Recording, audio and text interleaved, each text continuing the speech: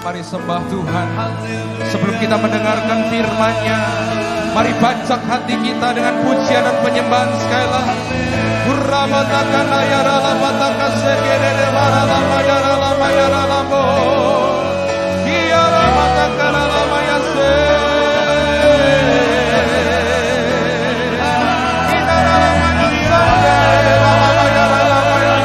Mari Roh Kudus bekerja pagi hari ini. Lawati ibadah kami, lawati streaming live pada pagi hari ini.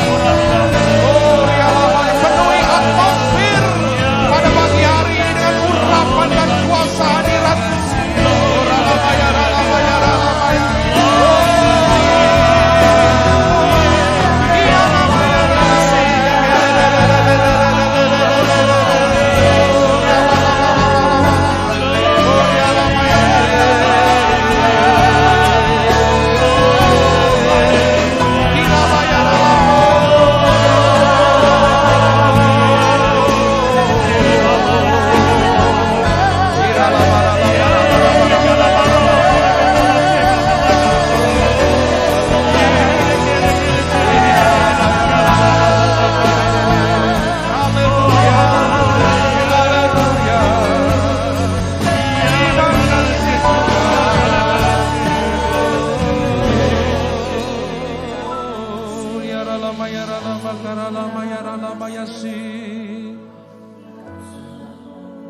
Pagi hari ini kami mengundang hadirat-Mu.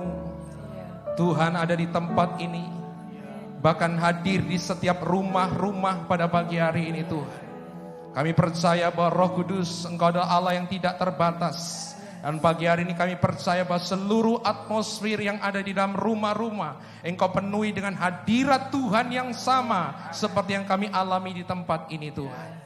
Dan kami percaya Tuhan di tengah-tengah kegoncangan yang sedang terjadi, bahwa kami tetap percaya bahwa Engkau adalah Allah yang duduk di atas tahta.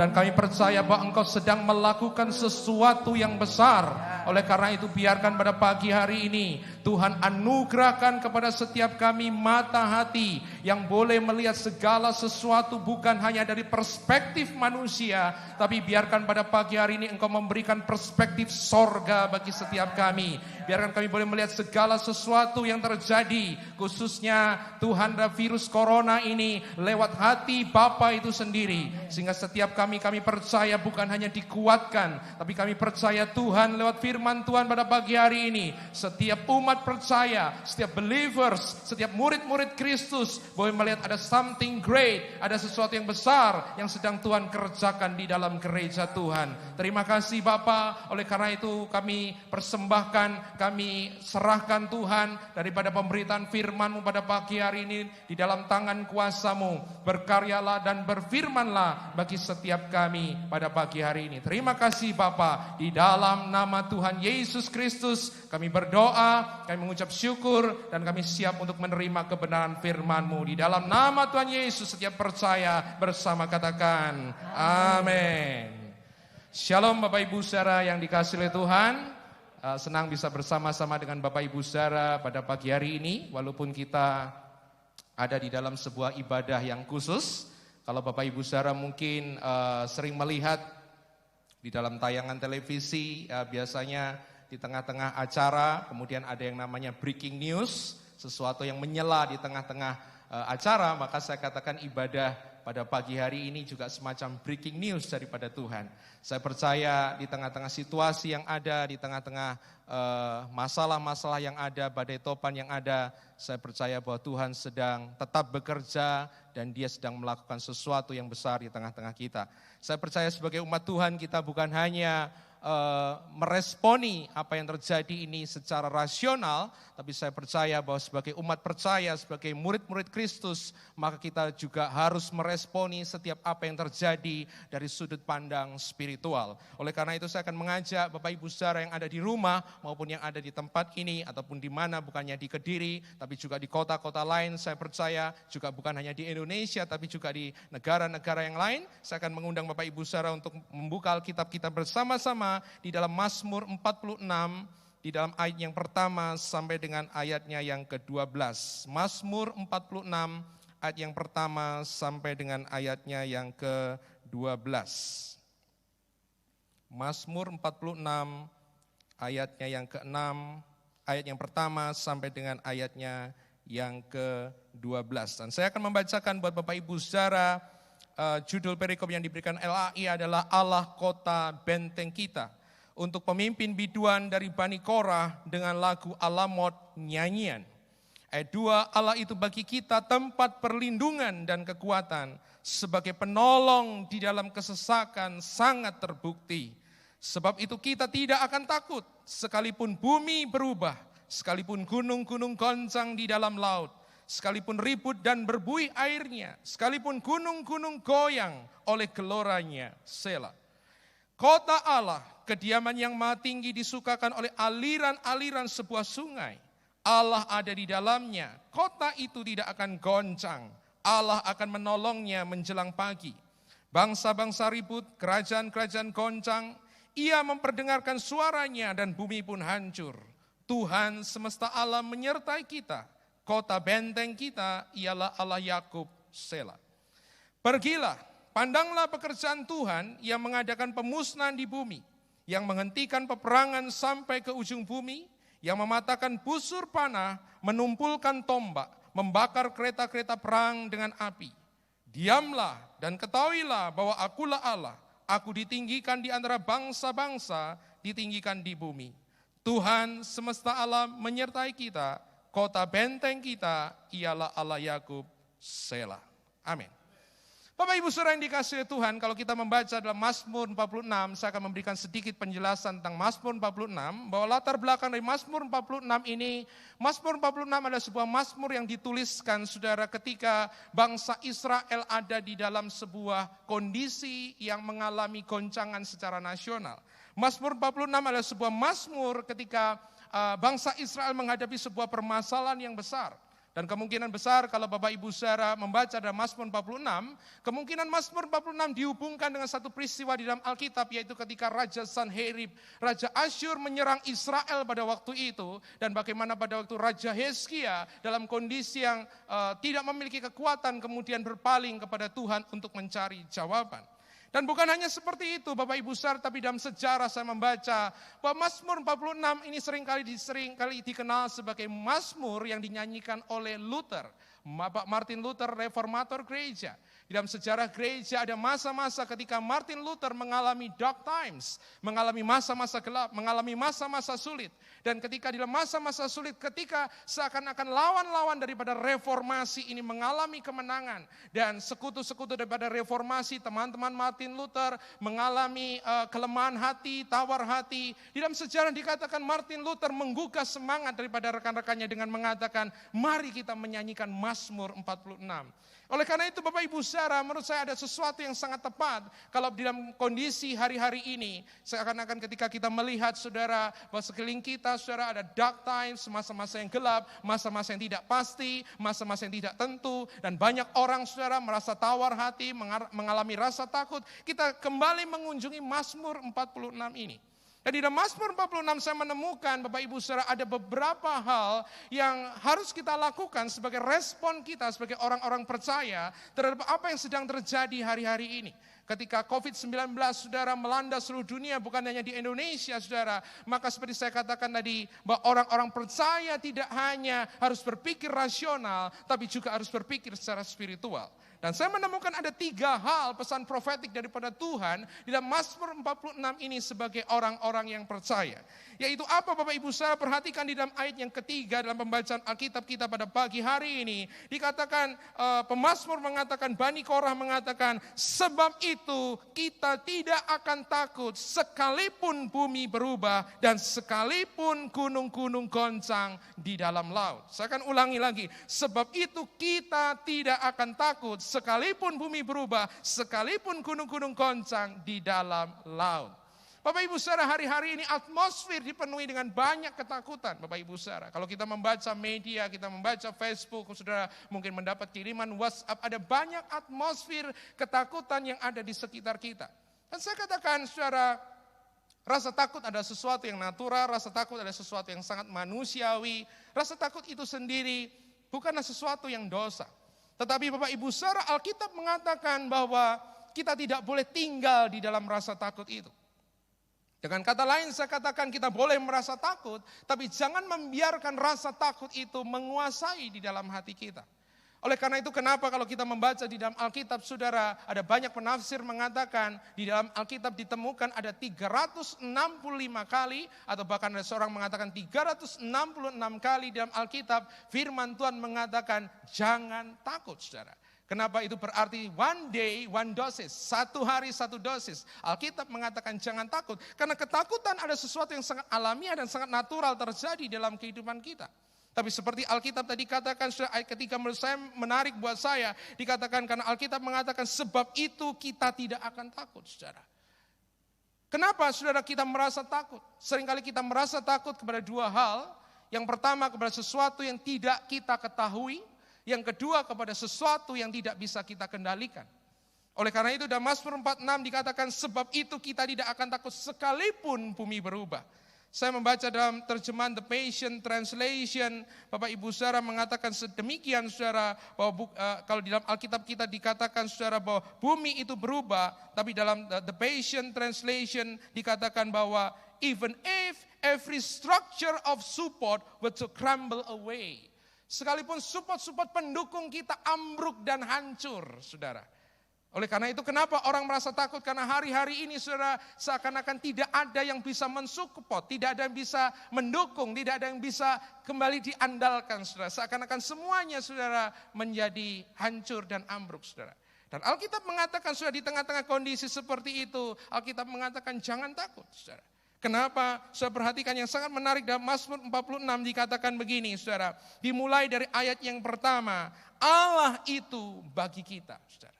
Saudara kalau membaca di dalam ayat yang ketiga Bapak Ibu saya akan mendapatkan sebab itu kita tidak akan takut sekalipun bumi berubah. Sekalipun bumi berubah saudara adalah alasan kenapa orang takut. Tapi alasan tidak takut adalah dikatakan dalam ayat kedua sebab Allah itu. God is, sebab Allah itu saudara.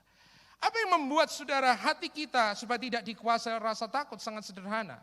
Yaitu kita tidak berfokus kepada masalah, kita tidak berfokus kepada apa yang terjadi, kita tidak berfokus kepada bencana atau wabah atau virus yang sedang terjadi, tapi biarkan mata hati kita dan pikiran kita dan hati kita sepenuhnya berfokus kepada siapa Allah itu. Saya teringat saudara ketika mempersiapkan ini saudara ada satu kisah dalam Injil. Ketika murid-murid saudara ada di dalam perahu dan waktu itu Yesus mengirimkan murid-murid saudara untuk menuju ke seberang. Saudara di tengah-tengah danau itu, di tengah-tengah perjalanan mereka dikatakan ada gelombang badai yang sangat besar saudara, yang sangat terjadi saudara. Dan murid-murid sangat ketakutan saudara. Kenapa? Tentu saja seperti manusia, seperti kita. Karena melihat sekeliling kita, karena melihat apa yang terjadi. Bahkan kalau sudah membaca kisah ini seterusnya, kisah yang sangat terkenal. Rasul Petrus bisa berjalan di atas air, tapi kemudian belum sampai kepada Yesus, dia mulai tenggelam. Kenapa? Karena dia mengarahkan matanya, hatinya, pikirannya kepada angin, kepada gelombang yang sedang terjadi. Saya tidak sedang mengajarkan bahwa kita mengabaikan realita, tidak seperti itu. Tapi iman bukan mengabaikan kenyataan, tapi iman mengatakan bahwa kenyataan itu tidak memegang kata final di dalam kehidupan kita. Hidup kita tidak ditentukan secara oleh virus, tapi hidup kita ditentukan oleh Tuhan yang kita sembah, yaitu Yesus namanya. Dan saudara perhatikan di dalam Matius 14 ayat 27 saudara, ketika murid-murid itu ada di dalam perahu dan terombang-ambing oleh badai, dikatakan Yesus datang. Dan saudara perhatikan dalam ayat 27 sangat menarik, karena Yesus mengatakan tenanglah, ini aku dan jangan takut. Saya perhatikan 3 perkataan yang Yesus katakan pada murid-murid itu. Be calm, tenanglah, ini aku dan jangan takut. Saya seringkali mengatakan ini susunan ayat Alkitab yang seperti burger atau sandwich saudara. Dimana kalau kita membeli burger atau sandwich ada roti saudara di atas bawah dan ada daging saudara yang ada di tengahnya. Dan saudara saya katakan bahwa kalimat yang dikatakan Yesus persis seperti itu. Yaitu apa? 2 roti itu mengatakan adalah tenanglah. Jangan takut.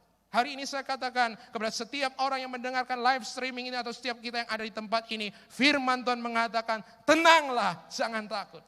Pertanyaannya, kenapa kita harus tenang? Bagaimana kita harus tenang? Dan mengapa kita tidak boleh takut? Sebab daging yang ada di tengah, Yesus mengatakan, ini aku. Saudara kalau membaca teks aslinya, Yesus mengatakan I am. Saudara kata I am dalam Alkitab sudah memberikan sebuah pengertian bahwa I am adalah nama Tuhan sudah di dalam perjanjian lama. Bahwa dia adalah Yahweh, dia adalah Allah yang maha kuasa, dia Allah yang memegang kendali. Oleh karena itu kenapa kita tidak boleh merasa takut, kenapa kita boleh mengalami satu damai dalam hidup kita. Karena kita tahu saudara bahwa Tuhan Yesus hadir di tengah-tengah kita. Saudara perhatikan saudara, Mazmur 46 tadi dikatakan juga, ada satu perkataan yang mengatakan bahwa dia adalah penolong bagi kita. Di dalam ayat kedua dikatakan bahwa Allah itu bagi kita tempat perlindungan dan kekuatan. Sebagai penolong di dalam kesesakan sangat terbukti. Saudara, saya sangat tertarik saudara ketika saya mempelajari kata ini adalah kata sangat terbukti. Kata terbukti itu terambil dari satu bahasa Ibrani matsa yang artinya ditemukan saudara. Dan matsa bukan hanya artinya ditemukan, tapi matsa artinya adalah ditemukan, artinya adalah hadir. Artinya dia ada, dia dekat dengan kita. Dan saudara, kata sangat saudara di dalam teks aslinya berarti menegaskan sesuatu bahwa that's true, bahwa itu sungguh-sungguh benar. Sehingga kalau kita membaca Mazmur 46 maka kita menemukan kebenaran ini bahwa Allah itu bagi kita tempat perlindungan dan kekuatan sebagai penolong dalam kesesakan sangat terbukti. Seakan-akan Allah mengatakan bahwa aku tidak jauh dari engkau, aku ada bersama-sama dengan engkau, aku dekat dengan engkau, aku ada Allah Immanuel, bahwa itu adalah benar, that's true. Dan oleh karena itu kenapa kita katakan amin yang artinya ya itu benar saudara. Oleh karena itu saya katakan saudara sangat menarik kalau kita mempelajari kata corona artinya adalah crown yang artinya adalah mahkota. Dan seorang yang mengenakan mahkota adalah seorang raja. Sehingga secara profetis hari ini saya mengatakan saudara hari ini ada pertandingan yang ada dalam hati kita, battle yang ada dalam hati kita adalah who is your king? Siapa yang menjadi rajamu? Who is use the crown? Siapa yang mengenakan mahkota itu di dalam kehidupanmu hari ini? Apakah itu corona, sesuatu yang dinamakan corona, atau Yesus Kristus saudara yang di dalam Alkitab dikatakan dia raja di atas segala raja, Tuhan di atas segala Tuhan yang mengenakan mahkota kemenangan di atas kepalanya saudara. Ini bukan masalah saudara apakah kita berjabat tangan atau tidak berjabat tangan. Ini bukan masalah apakah offline atau online. Saya kira bukan seperti itu. Tapi sesungguhnya battle yang sesungguhnya adalah siapakah yang menjadi raja di dalam hidup kita. Siapakah yang menjadi raja di dalam seluruh kehidupan kita. Apakah Yesus Kristus atau sesuatu yang lain saudara. Bahkan di dalam perjanjian baru kita juga mendapatkan dorongan yang sama. Dalam 2 Timotius 1 ayat ke-7 Paulus mengatakan bahwa Allah tidak pernah memberikan roh ketakutan kepada kita. Oleh karena itu saya katakan ketakutan bukan respon orang percaya saudara. Percaya, trust itu adalah respon daripada sorga saudara. Dikatakan dalam 2 Timotius 1 ayat ke-7 saudara bahwa Allah tidak memberikan roh ketakutan tapi Allah memberikan roh yang membangkitkan kekuatan, kasih dan penguasaan diri saudara. Penguasaan diri saudara dalam terjemahan bahasa Inggris dikatakan sound mind yang artinya adalah akal sehat saudara. Oleh karena itu saya juga mengatakan ini bukan berarti ketika kita percaya kita tidak takut kemudian hidup kita menjadi sembrono saja tidak. Saya mendengarkan satu khotbah dari Pastor Nick Gamble saudara. Dia mengatakan I believe in the power of the blood but I believe the power of the soap saudara. Aku percaya darah Yesus, aku percaya juga kuasa sabun. Saudara. Artinya, Bapak Ibu Saudara, mari kita juga berpikir secara rasional, tapi melebihi rasional, mari kita berpikir secara supranatural. Jadi pesan Tuhan yang pertama, buat kita semua yang ada di tempat ini maupun yang ada di rumah, don't be afraid, jangan takut. Karena Yesus beserta dengan kita, Allah beserta dengan kita, Allah adalah kota benteng kita, dan Allah adalah Immanuel, Allah yang beserta dengan kita. Yang kedua yang lebih penting Bapak Ibu Saudara perhatikan kembali dalam Mazmur 46 ayat yang ke-9 dan ayat ke-10 di dalam LAI kita. Dalam ayat ke-9 dan ke-10 dikatakan begini, pergilah dan pandanglah pekerjaan Tuhan yang mengadakan pemusnahan di bumi, yang menghentikan peperangan sampai ke ujung bumi, yang mematahkan busur panah, menumpulkan tombak, membakar kereta-kereta perang dengan api. Bapak Ibu Saudara yang sangat menarik ketika kita membaca ini, saya mencoba membaca dari terjemahan dari The Passion Translation. Yang sangat menarik dalam The Passion Translation diterjemahkan dalam ayat 8 begini.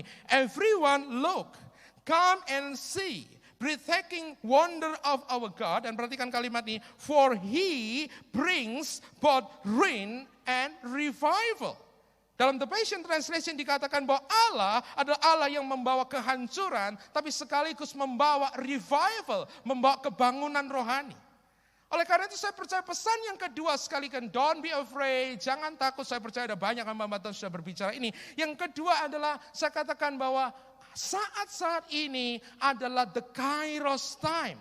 Inilah waktu-waktu Kairos, inilah waktu-waktu kesempatan yang khusus yang Tuhan hadirkan buat setiap kita. Yaitu apa Bapak Ibu Saudara? Bukan time of fear, bukan waktu ketakutan. Betul, waktu ini adalah time of ruin, waktu kehancuran. Kita melihat ada banyak saudara akibat-akibat buruk yang terjadi karena corona. Tapi saya percaya di tengah-tengah kehancuran yang sedang terjadi, Allah sedang menghendaki saudara supaya kita sebagai gereja Tuhan mengalami satu revival di dalam kehidupan kita. Sudah kata krisis sudah dalam aksara Mandarin, saudara, ada seorang yang pernah mengatakan bahwa kata krisis dalam aksara Mandarin bisa berarti dua. Yang pertama bisa berarti masalah, yang kedua bisa berarti kesempatan. Saudara. Mari kita sebagai orang percaya melihat saat-saat ini bukan hanya masa-masa sulit, masa-masa gelap, masa-masa yang menakutkan. Tapi mari kita melihat masa-masa ini sebagai sebuah kesempatan yang Tuhan berikan kepada kita untuk mengalami perbuatan keajaiban Tuhan yang luar biasa dalam kehidupan kita. Allah akan membawa revival. Saya teringat dalam Yesaya 60 ayat yang pertama sampai dengan ayat yang kedua. Di dalam ayat kedua dalam Yesaya dikatakan, lihatlah kegelapan menutupi bangsa-bangsa.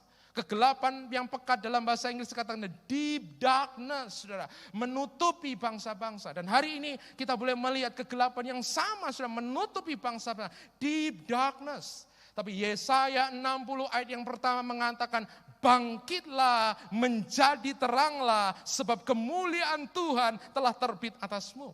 Sudah di tengah-tengah kegelapan yang sedang melanda seluruh bangsa, bahkan di masyarakat kita, di kota kita. Biarkan kita sebagai orang Kristus, sebagai gereja Tuhan, bukan justru juga melarikan diri dan bersembunyi dalam goa, dalam ketakutan, dalam egoisme kita sendiri, tidak. Tapi kita harus keluar, kita menjadi seperti 911, sebagai orang yang meresponi pertama. Kita bangkit sudah untuk menjadi terang, sebab kemuliaan Tuhan telah terbit, telah hadir di dalam kehidupan kita.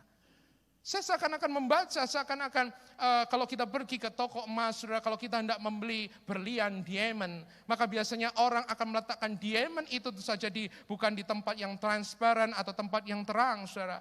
Maka seorang penjual berlian biasanya akan menggelar kain beludru yang warna gelap, entah itu biru tua, entah itu hitam, dan kemudian dia meletakkan berlian itu di atas beludru itu. Kenapa? Sebab berlian itu akan terlihat terang, saudara, di backdrop yang warnanya gelap, saudara.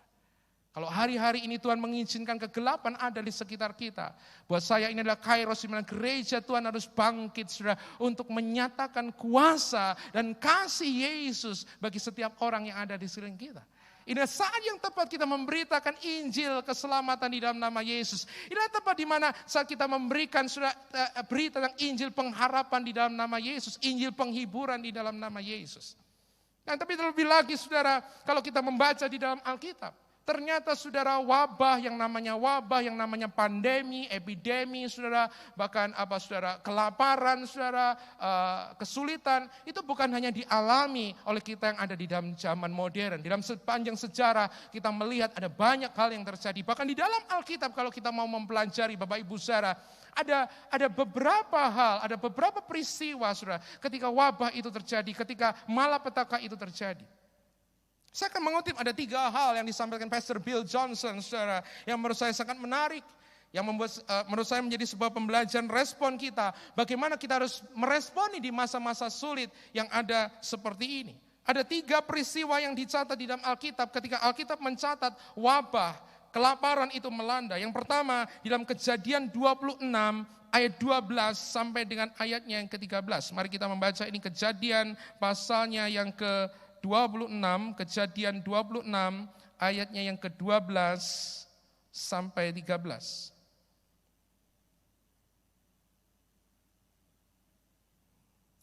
Kejadian 6 ayat 12 sampai 13. Tapi sebelumnya saya akan membacakan dulu ayat yang pertama untuk memberikan konteks daripada Kejadian 26. Dalam Kejadian 26 ayat pertama dikatakan, maka timbullah kelaparan di negeri ini.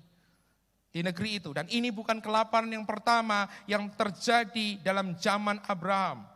Jadi waktu itu konteksnya adalah kelaparan. Dan perhatikan apa yang dilakukan oleh Ishak sudah dalam ayat ke-12. Di dalam ayat ke-12 maka Ishak dikatakan maka menaburlah Ishak di tanah itu. Di tengah-tengah kelaparan, saudara, menaburlah Ishak di tanah itu. Dan di dalam tahun itu juga ia mendapatkan hasil berapa? 100 kali lipat. Sebab apa? Sebab ia diberkati Tuhan. Perhatikan saudara, di tengah-tengah kelaparan, di tengah-tengah paceklik yang saya rasa sudah makanan mungkin akan sulit. Yang sangat menarik saudara, bahwa reaksi normal kita mungkin akan menyimpan saudara benih, akan menyimpan saudara makanan yang ada untuk survive. Tapi bukan itu yang dilakukan Ishak dalam ayat ke-12. Justru di tengah-tengah kelaparan yang terjadi atas instruksi Tuhan, atas hikmat Tuhan yang diberikan kepada Ishak. Maka ayat 12, maka Ishak pun menabur saudara. Di tengah-tengah kelaparan itu Ishak menabur dan Alkitab mengatakan ia mendapatkan hasil 100 kali lipat. Saudara, kata menabur saudara di dalam Alkitab seringkali dihubungkan dengan mungkin memberikan persembahan. Tapi maaf, pada pagi hari ini konteksnya bukan itu saudara. Dalam Kejadian 26 ayat 12 menabur ini artinya adalah berinvestasi di dalam pekerjaanmu. Berinvestasi ke dalam masa depanmu saudara. Berarti apa? Berarti dalam Kejadian 26 ayat 12 ayat 13 lewat teladan daripada Ishak. Saya percaya ini yang dikatakan oleh Tuhan, jangan berhenti kemudian untuk berinvestasi. Jangan berhenti kemudian karena kita dikarantina di rumah sudah selama 2 minggu. Yang kita kerjakan cuma tidur, makan, sehingga nanti kalau 2 minggu sudah keluar, bobotnya naik semua, jadi 10 kilo sudah naik. Bukan seperti itu sudah. Tapi biarkan di masa-masa ini ketika kita ada di dalam rumah, kita tidak berhenti untuk berinvestasi sudah untuk masa depan kita. Sudah bisa melakukan sesuatu yang positif, sudah bisa belajar, sudah bisa membaca buku, sudah bahkan mungkin melakukan investasi dari rumah saudara. Sudah bahkan di masa-masa ini kita harus meminta roh kreativitas daripada Tuhan saudara. Supaya kita boleh, sudah mungkin akan membuka peluang-peluang pekerjaan yang baru. Saya melihat, saya mendengar ada banyak anak-anak Tuhan yang merasa khawatir saudara tentang masa depan. Tentang mungkin beberapa orang mengatakan setelah badai corona ini akan ada badai ekonomi. Saya katakan di dalam nama Yesus sesuai dengan perkataan profetik yang dikatakan nabi-nabi Tuhan, tidak ada krisis ekonomi. Tidak ada krisis ekonomi di dalam nama Yesus. Tuhan perkataan nabi-nabi mengatakan Tuhan akan memberkati, bahkan akan terjadi terobosan finansial yang hebat di dalam tahun ini. Karena Tuhan memberkati umatnya saudara. Ini yang dikatakan oleh firman Tuhan saudara. Mari kita mengarahkan hati kita kepada Tuhan dan janji Tuhan. Mari berinvestasi. Jangan kemudian gugup takut. Dan kemudian di tengah ketakutan itu engkau mengambil keputusan-keputusan yang konyol. Sehingga akhirnya sudah akan meratapi kesulitan itu dan kesusahan itu. Saya katakan stay in your land. Tetap ada di negerimu. Tetap ada di dalam bisnismu. Dan berinvestasi di dalam bisnismu. Karena Tuhan akan memberkati engkau seperti Tuhan memberkati Ishak. Tuhan pun akan memberkati engkau. Itu yang pertama saudara. Yang kedua saudara, kita bisa mencatat peristiwa wabah atau kelaparan yang lain yang terjadi dalam Nehemia 5 ayat 2 dan 11. Bapak Ibu saudara mungkin boleh membaca nanti dalam Nehemia 5 ayat 2 sampai dengan ayat ke-11. Peristiwa yang sama, yaitu pada waktu itu masyarakat Israel juga mengalami kelaparan, mengalami kekurangan saudara. Bahkan ada banyak orang yang sudah tidak bisa lagi sudah bekerja karena ladangnya dijual, karena mereka tidak memiliki apa-apa. Nah saudara, yang menarik adalah kalau kita membaca dalam Nehemia 5, Nehemia kemudian melakukan satu tindakan. Tindakan itu adalah apa? Yang dengan kata yang simple sederhana adalah Nehemia memperbaharui covenant. Sebuah perjanjian, sebuah hubungan. Oleh karena itu saya percaya pesan profetik yang kedua, respon sebagai orang percaya sudah bukannya berinvestasi. Ini adalah masa di mana kita memperbaharui covenant kita. Memperbarui hubungan-hubungan kita satu sama lain. Sudah sangat menarik, mungkin yang selama ini Anda yang ada di kota besar, bahkan mungkin ada di kota yang sedang atau kecil. Mungkin saudara selama ini kita sibuk ya. Orang tuanya mungkin saudara sudah masih tidur, anaknya sudah pergi ke sekolah. Nanti kalau orang tuanya sudah pergi ke rumah, anaknya sudah tidur. Tidak ada lagi saudara relasi, tidak ada hubungan satu sama lain. Saudara, hari ini tiba-tiba boom, saudara di karantina 14 hari bersama-sama. Ketemu orang itu terus, ketemu istri, ketemu suami, ketemu anak yang biasanya nggak pernah ngomong-ngomong. Sekarang dipaksa saudara untuk saling ngomong saudara. Menurut saya inilah waktu yang baik, berarti inilah waktu Anda untuk memperbarui relasi Anda, hubungan Anda satu sama lain. Karena saya percaya the next revival kebangunan rohani yang akan terjadi ke depan adalah revival yang dimulai dari home, dari rumah, dari keluarga. Oleh karena itu kenapa Tuhan mengizinkan 14 hari Anda di karantina. Ada seorang teman saya katakan, wah saya di karantina. Sebelum pemerintah Republik Indonesia mengkarantina dia, suaminya mengkarantina dia, saudara. Ya, puji Tuhan, saudara. Artinya adalah ini waktu the time of fellowship bersama-sama, saudara. Ya, yang selama ini nggak pernah ketemu, sudah bisa ketemu.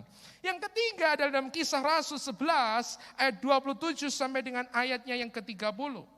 Kisah Rasul 11 ayatnya yang ke-27 sampai dengan ayat yang ke-30. Mungkin kita bisa membaca ini. Kisah Rasul 11 ayat 27 sampai dengan ayat 30. Saudara perhatikan saudara, ada masalah, ada wabah. Bukan wabah tapi kelaparan. Ayat 27 dikatakan pada waktu itu datanglah beberapa nabi dari Yerusalem ke Antioquia. Kisah Rasul 11 ayat 28. Seorang dari mereka yang bernama Agabus bangkit. Dan oleh kuasa roh ia mengatakan bahwa seluruh dunia akan ditimpa bahaya kelaparan yang besar. Hal itu terjadi juga pada zaman Claudius. Perhatikan ayat 29. Lalu murid-murid memutuskan untuk mengumpulkan suatu sumbangan sesuai dengan kemampuan mereka masing-masing dan mengirimkannya kepada saudara-saudara seiman yang diam di Yudea. Hal itu mereka lakukan juga dan mereka mengirimkannya kepada penatua-penatua dengan perantaraan Barnabas dan Saulus. Respon yang ketiga, ini bukan hanya waktu untuk investasi, ini bukannya waktu untuk memperbarui hubungan, tapi yang ketiga ini ada sebuah kesempatan di mana kita menunjukkan compassion, belas kasihan kepada orang-orang yang ada di sekitar kita.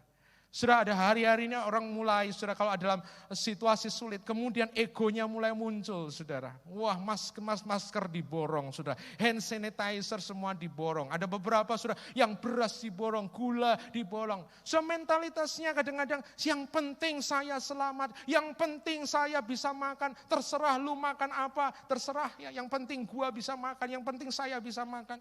Saya khawatir bahkan ada beberapa orang Kristen yang melakukan itu. Tapi dalam nama Yesus seharusnya kita sebagai orang-orang beriman, kita mengikuti teladan dalam Kisah Rasul 11 ayat 27-30. Justru di masa-masa, sudah masa sulit ini, kita diajar untuk saling berbagi satu sama lain. Kita menunjukkan compassion satu sama lain. Sudah ada seorang hamba Tuhan dari teman saya di Malaysia yang kemarin menceritakan, sudah karena di Malaysia mengalami lockdown, sudah tidak seperti Indonesia, puji Tuhan. Indonesia tidak mengalami lockdown, tapi di sana mengalami lockdown, sehingga jemaat tidak bisa bekerja selama 1 bulan.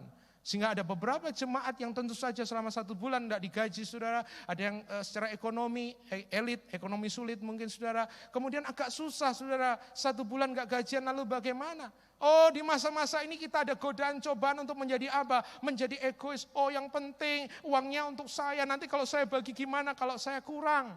Sudah, tapi justru saat itu saya mengatakan pada rekan hamba Tuhan, inilah pastor waktunya mengajar jemaat untuk saling berbagi satu sama lain seperti dalam Kisah Rasul. Di mana kita juga saling berbagi satu sama lain, bangsa demi bangsa. Kita seperti melakukan murid-murid nih, mungkin mengumpulkan sumbangan sudah untuk diberikan. Bukan hanya kepada saudara seiman, tapi mungkin juga saudara-saudara yang mungkin ada di Jakarta, mungkin juga mulai sulit. Mari kita berbagi satu sama lain, saudara. Kita membagikan kasih Kristus, saudara. Compassion kepada orang-orang yang ada di sekeliling kita. Karena saya percaya inilah, saudara, yang diinginkan Tuhan. Bukan hanya seperti itu, tapi ini juga berbicara. Ada seorang teman juga saya, kemarin di Facebook saya menuliskan sesuatu yang bagus. Saudara, dampak daripada corona ini bukan hanya saudara masalah gaji karyawan. Saya melakukan di gereja, ada banyak juga gereja-gereja, para pendeta, para pastor, saudara, karena jemaahnya nggak ada, saudara. Persembahan bisa, sudah lewat transfer, tapi kadang-kadang mungkin males transfer, saudara. Sehingga seorang teman saya menuliskan di Facebook sangat bagus. Bagaimana kalau ini terjadi selama 3 bulan, saudara, dan 3 bulan tidak ada ibadah? Perhatikan, dan seorang teman saya menuliskan ini, perhatikan para pendeta Anda, gembala Anda, yang mungkin tidak bekerja, dan sehari-hari ini mungkin tidak menerima persembahan selama 3 bulan, perhatikan.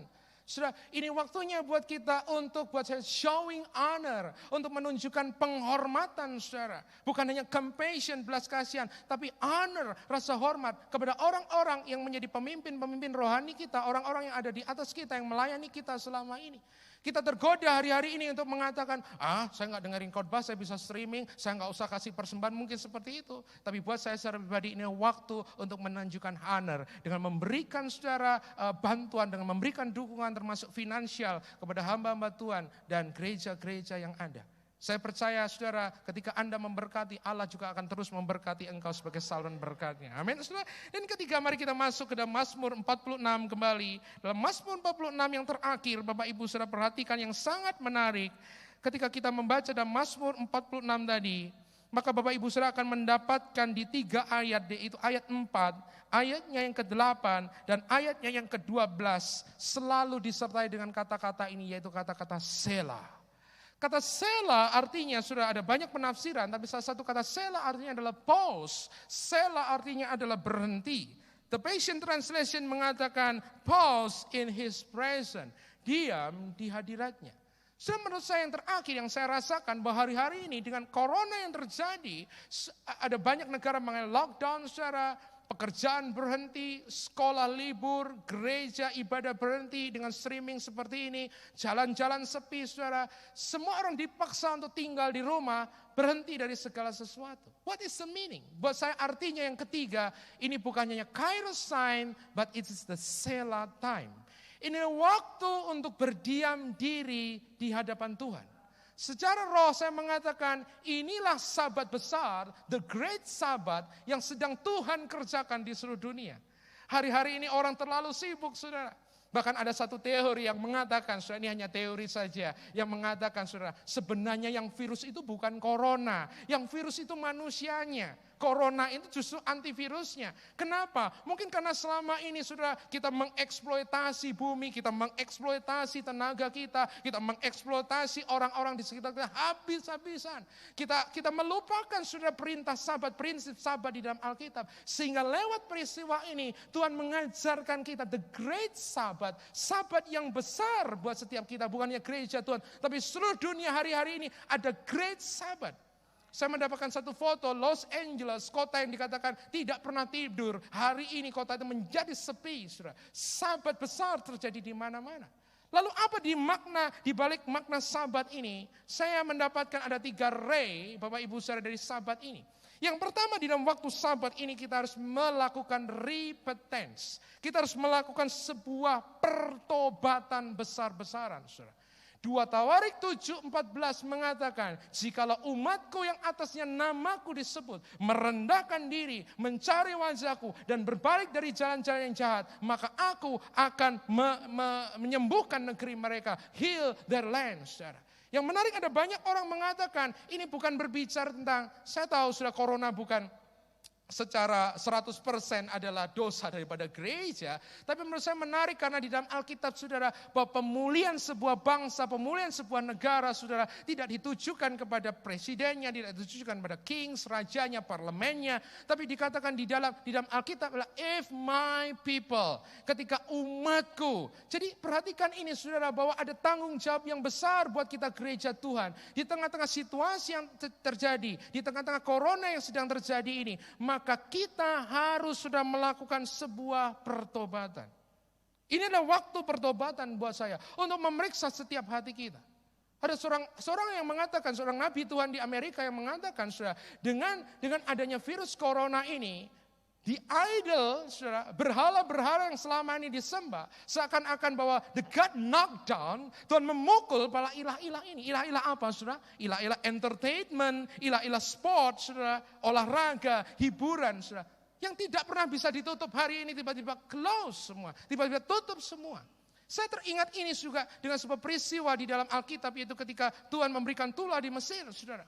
Perhatikan ketika saya mempelajari Alkitab, Tuhan bukan menulai orang, sebenarnya bukan Tuhan menghukum orang Mesir, tapi Tuhan sedang melakukan battle, Tuhan sedang melakukan peperangan kepada ilah-ilah yang disembah oleh orang Mesir.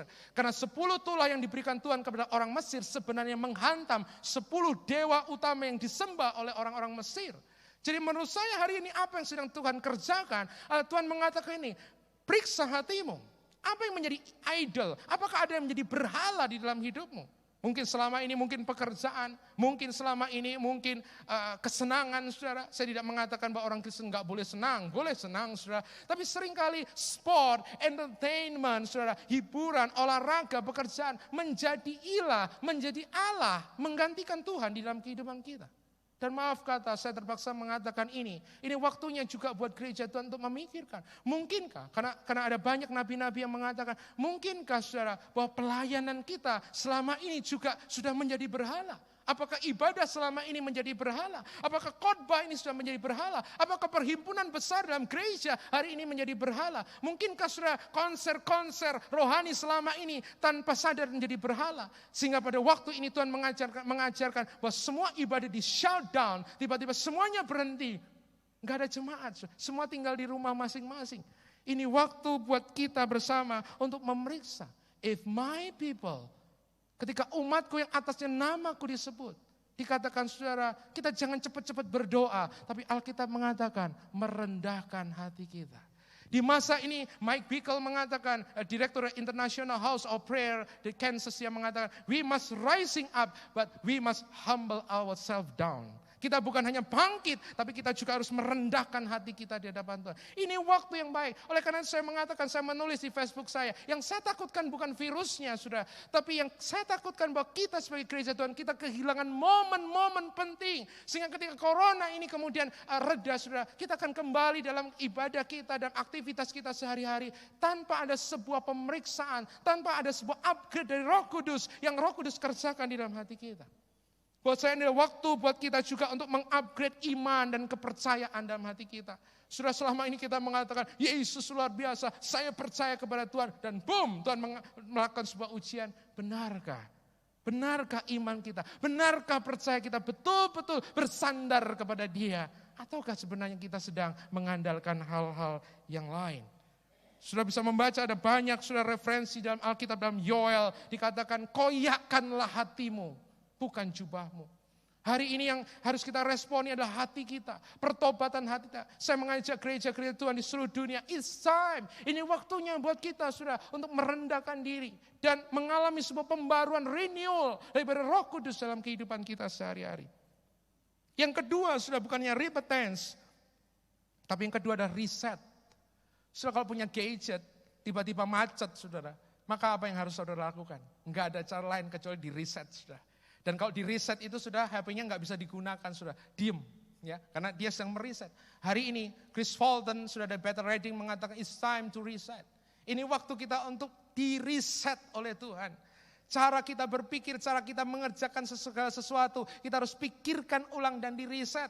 Saya mengatakan bahkan, puji Tuhan, saudara, kalau hari ini ada live streaming, puji Tuhan, saya mengucap syukur saudara untuk teknologi yang Tuhan anugerahkan kepada kita. Tapi saya beberapa hari yang lalu membaca dari seorang pakar misiologi dari Amerika, yaitu Ed Setzer, dan dia mendapatkan satu laporan saudara dari Eropa. Karena Eropa sudah mengalami serangan corona lebih parah daripada Amerika, saudara. Dan para pakar perintis gereja, gembala-gembala yang ada di Eropa, kemudian mengirim surat kepada gembala-gembala di Amerika, dan mereka menyerukan satu seruan kepada gembala-gembala di Amerika, be ready. Jadilah siap. Kenapa? Karena mereka yang di Eropa menemukan, saudara, bahwa masalahnya bukan online atau offline, tapi yang jadi permasalahan adalah ketika umat-umat Tuhan ada di rumah, bahkan ketika mereka di rumah, mereka tidak tahu harus ngapain dengan firman Tuhan. Bahkan mereka tidak tahu bagaimana cara membaca Alkitab, cara memuridkan, bagaimana cara menyembah tanpa pertolongan para rohaniawan, saudara. Sehingga orang-orang di Eropa, para pakar-pakar, pastor di Eropa, kemudian mengajak berpikir, Ini satu warning, saya berdoa ini tidak terjadi. Tapi ini tulisan saudara ada di salah satu blog saudara. Seorang pastor dari Eropa mengatakan, kami sedang await di Eropa, await apa yang terjadi saat jaringan internet tiba-tiba shutdown. Saudara, kita bersyukur hari ini di Indonesia, saudara, kita masih bisa kumpul, internet masih lancar. Saya juga berpikir, nah tiba-tiba shutdown. Kalau tiba-tiba shutdown, maka kita sudah nggak bisa live streaming, saudara. Lalu apa yang terjadi kalau ini terjadinya cuma 3 minggu, puji Tuhan. Kalau 2 bulan, puji Tuhan. Kalau 6 bulan, kalau 1 tahun, saya berpikir bagaimana kerohanian Bapak Ibu Saudara yang ada di rumah. Maka saya mengajak Bapak Ibu Saudara, seharusnya ketika corona ini kemudian selesai, ini waktunya buat setiap kita untuk serius benar-benar menantang diri Anda, pribadi lepas pribadi, untuk menjadi murid Kristus yang sejati. Saudara, betul-betul mencari Tuhan, belajar firman Tuhan, bagaimana cara membaca Alkitab, bagaimana cara melayani, bagaimana mendengar suara Tuhan. Saya tidak sedang mengecilkan peran para pastor, para gembala, tapi saya mengatakan saudara, para pastor, para gembala kami hamba-hamba Tuhan hanya bertugas mengequip saudara, memperlengkapi saudara, tapi saudara sendiri yang harus saudara menjadi seorang pembelajar firman. Dan saya katakan itu yang harus kita lakukan bersama-sama, riset.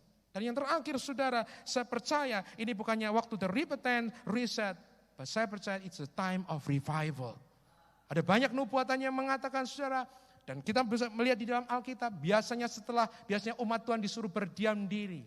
Setelah Sabat itu terjadi saudara, maka kemudian akan dilanjutkan dengan sebuah visitation, dengan sebuah lawatan Tuhan, dengan sebuah revival Tuhan yang besar.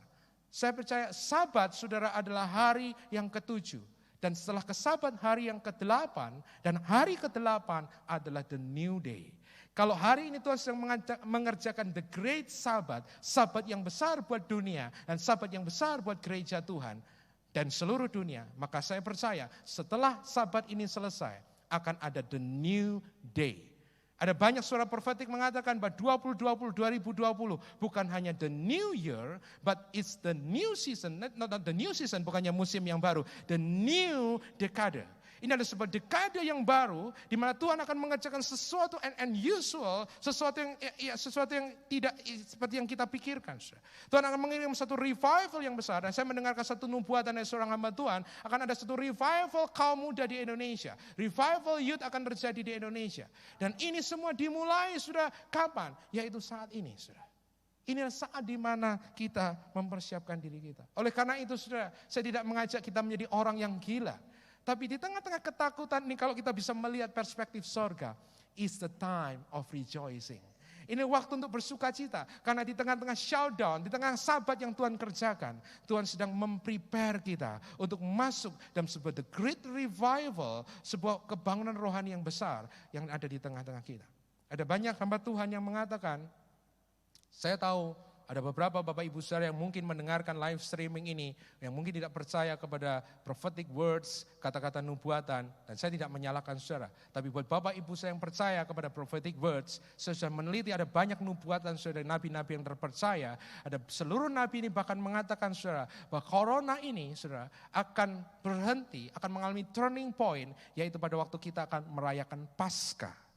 Sepaskah, Pesach, Passover yang artinya adalah dilewati.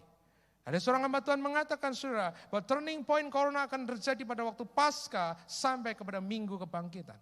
Kenapa Tuhan melakukan ini? Tuhan melakukan ini sebagai the sign, sebagai tanda ajaib buat dunia. Yaitu apa? Bahwa lewat darah Yesus dan hanya lewat nama Yesus, dunia bisa diselamatkan. Dan sebagai orang percaya Bapak Ibu Saudara, saya mengatakan yes, amen. Dan saya bukan yang mengatakan yes dan amen. Tapi saya dengan teman-teman saya, setiap malam, every night, kita pray, kita berdoa. Dan saya mengajak Bapak Ibu Saudara juga bersama-sama, jangan tawar hati, pegang janji Tuhan. Dan kalau nabi-nabi Tuhan mengatakan, ini akan berlalu. James Cole mengatakan, it's pass away, it shall pass away. Bahwa corona ini akan segera lewat Bapak Ibu Saudara. Dan Paskah akan menjadi waktu penantian buat setiap kita. Mari kita berdoa, mari kita beriman bersama-sama. Bahwa lewat itu semua, Tuhan akan mengerjakan sesuatu yang besar. Yang terakhir, saya akan mengajak Bapak Ibu Saudara membaca Filipi 4 ayat 6 sampai dengan ayat ke-7. Saya mengundang rekan-rekan untuk maju ke depan. Filipi pasal yang keempat. Filipi 4 ayat 6 sampai dengan ayat ke-7.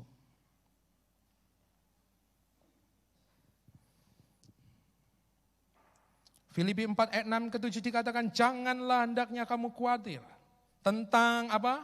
Apapun juga. Tapi nyatakanlah dalam segala keinginanmu kepada Allah di dalam doa dan permohonan dengan ucapan syukur. Ayat 7, perhatikan apa yang terjadi. Damai sejahtera Allah yang melampaui segala akal, segala rasio akan memelihara hati dan pikiranmu di dalam Kristus Yesus. Bapak Ibu Saudara, bahkan The Message Saudara menerjemahkan dengan sangat indah. Don't fret or worry. Instead of worrying, pray. Perhatikan nih, let petition and praises shape your worries into prayer. Biarkan saudara worry, kekhawatiran kita menjadi doa. Atau dengan kata lain katakan di masa-masa ini sambil kita menanti deliverance, pembebasan janji Tuhan dinyatakan kepada kita. Biarkan our worry become our worship. Biarkan kekhawatiran kita diubah menjadi penyembahan kita. Saya percaya there is a power in the worship. Waktu kita menyembah Tuhan, maka kita saudara mengubah fokus kita dari masalah kita, dari corona kepada kuasa Tuhan. The great God, the great I am, the great Lord yang beserta dengan kita. Oleh karena saya mengajak Bapak Ibu Saudara untuk menutup ibadah kita pada pagi hari ini. Saya mengajak untuk setiap kita untuk menyembah Tuhan, untuk meninggikan Tuhan, untuk mendeklarasikan bahwa Dia tetap Tuhan yang sama. Dia layak disembah, layak dipuji, bahwa Dia ada Raja di atas segala Raja dan Tuhan di atas segala Tuhan. Haleluya. Layak dipuji, disembah, Kau yang bertata dulu, sekarang dan selamanya. Raja atas segala raja, namamu besar termu. Katakan layak disembah, layak dipuji, disembah, Kaulah yang bertata dulu, sekarang dan selamanya. Raja atas segala raja, namamu besar termulia. Mari katakan kita bersama-sama, katakan layak dipuji. Haleluya. Layak dipuji, disembah, Allah yang bertata dulu, sekarang dan selamanya. Raja atas segala raja, namamu besar termulia. Layak dipuji, layak disembah, Yesus namanya. Layak dipuji. Mari tinggikan nama Yesus. The name above all names, the Lord above all lords, the King above all kings. Atas segala raja, namamu besar. Sekali lagi, layak dipuji. Saudara di rumah, nyanyikan bersama. Layak dipuji, biar namamu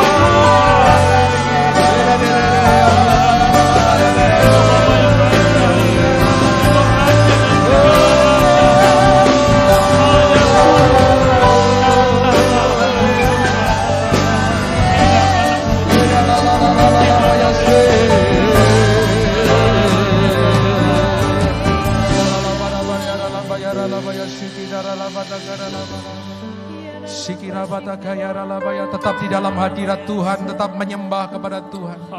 Lift up your hearts. Angkat hatimu dan arahkan mata hatimu kepada Tuhan. Anak domba yang bertakhta itu. Saya teringat ketika Raja Yosafat mengalami masa-masa sulit. Maka dia mengambil sebuah keputusan. Dan dalam doanya dia mengatakan, kekuatan kami kecil Tuhan. But our eyes is upon you. Tapi mata kami menatap kepadamu. Dan inilah yang kami lakukan pada pagi hari ini. Setiap kami yang ada di sini maupun di rumah-rumah yang ada di Indonesia, bahkan di bangsa-bangsa lain. Kami, Tuhan, mengarahkan mata kami kepada Engkau. Kami, Tuhan, mengarahkan mata hati kepada Engkau. Kami exalt you, kami meninggikan Engkau. Engkau adalah Raja di atas segala Raja, Tuhan di atas segala Tuhan. Bukan corona yang mengenakan crown itu, bukan corona yang mengenakan mahkota itu, tapi Yesus Kristus yang mengenakan mahkota itu. Dan dia adalah Yesus yang bertahta dalam setiap hati kami. Oleh karena itu pada pagi hari ini kami mengatakan di dalam nama Yesus, kami menolak segala roh ketakutan di dalam nama Yesus. Kami menolak untuk berelasi dengan roh ketakutan di dalam nama Yesus. Setiap roh-roh ketakutan yang mengikat hati anak-anak Tuhan saat ini, di dalam nama Yesus saya katakan pergi. Karena itu bukan tempatmu. Dan aku melepaskan damai sejahtera Tuhan, shalom Tuhan, turun atas setiap rumah, turun atas setiap hati, turun atas setiap orang yang menonton live streaming ini, bahkan setiap kami yang ada di tempat ini pada pagi hari, dalam nama Yesus. Dalam nama Yesus. Terima kasih Tuhan. Terima kasih. Kami percaya kepada apa yang Engkau firmankan Tuhan. Kami percaya. Oleh karena itu pagi hari ini kami juga Tuhan sebagai gereja Tuhan, ajar kami Roh Kudus di waktu-waktu sela, di waktu-waktu sabat ini, supaya kami juga boleh mengoreksi hati kami. Kami boleh Tuhan melakukan satu repentance, satu reset dalam hati kami. Tuhan biarkan pengampunan-Mu turun atas setiap kami, belas kasihan-Mu turun atas setiap kami Tuhan. Dan biarkan Tuhan pada pagi hari ini kami berdoa ada restorasi, ada pemulihan, ada upgrade daripada gereja-gereja-Mu di seluruh dunia. Kami percaya ada persiapan preparation for your church, bagi gerejamu untuk mengalami revival yang besar daripada Engkau Tuhan. Kami juga berdoa pada pagi hari memberkati untuk setiap bangsa-bangsa yang ada. Kami juga memberkati untuk pemerintah-pemerintah yang ada. Dan khususnya untuk di Indonesia ini, kami memberkati pemerintah Republik Indonesia. Kami bersatu hati pagi hari memberkati Bapak Presiden Jokowi di dalam nama Yesus. Biarkan proteksi ilahi, biarkan hikmat ilahi, biar urapan ilahi boleh ada atas beliau saat ini untuk memimpin bangsa ini lepas daripada krisis ini. Berdoa memberkati seluruh jajaran-jajaran pemerintah, kepala-kepala daerah, bahkan sampai Tuhan yang ada di daerah-daerah sekalipun.